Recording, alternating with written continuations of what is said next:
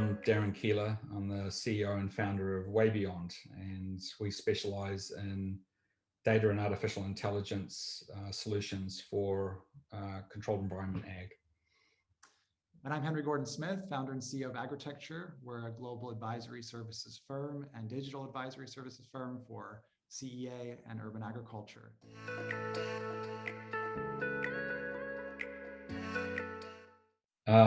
On the greenhouse side, one farm operator that we think is doing a great job is Azura, which is a French-Moroccan grower. So they're operating about 1,300 hectares of production in Morocco. They're obviously under the EU umbrella, so there's a level of mandate around what they've got to do. But I have to say that my impression of them is they've got a really genuine commitment to, introducing more sustainable practice on their farm, and they really do need to achieve that. That it's actually a label that goes on the plastic bag, where it's got to badge them that they're sustainable.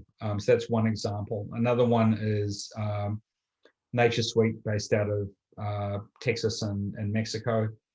So they're another high-profile greenhouse-based producer that are doing a lot more effort into looking at how they're more sustainable in their farming practice, whether it's reducing inputs or being more efficient in what they do.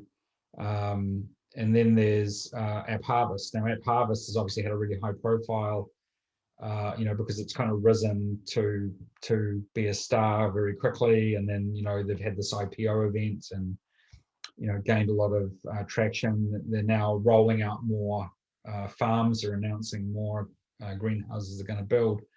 But one of their core messages from Jonathan, their CEO, is around their commitment to sustainable practice and doing the right thing by the community that they're in.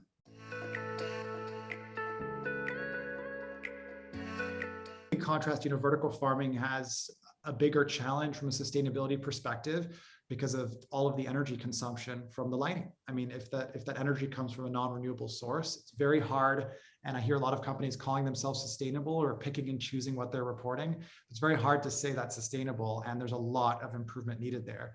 But if we look at some examples, Dream Harvest, one of Agritecture's past clients, was one of the first 100% renewable powered vertical farms, showing that there is a way to choose a location for your vertical farm and pay a little bit more or find a solution to buy renewable. Even if you don't have renewable on site, which is very difficult for a vertical farm, you can buy renewable energy in many markets. And I think it's encouraging to see that a vertical farm can do that and can scale up there. And so keep an eye on Dream Harvest.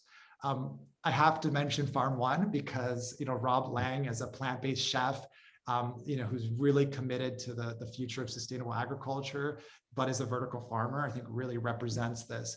And so they've made a commitment to have no single-waste plastic at all. So everything is reusable. So they deliver to their customers and they have reusable packaging that sort of becomes part of the experience. And they've really invested in that and being leaders in that, which I think is really cool.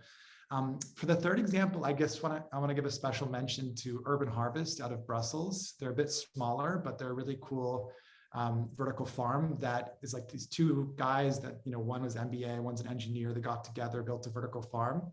But it's the first vertical farm I've seen where they capture rainwater. And it's such a simple thing, but even just exploring that and looking at how they can be independent of the system as a vertical farm, I thought was really cool. And they sort of hacked and built their own rainwater harvesting system in Brussels for downtown vertical farm, which is cool. I think that's really innovative. They clean it and they use it.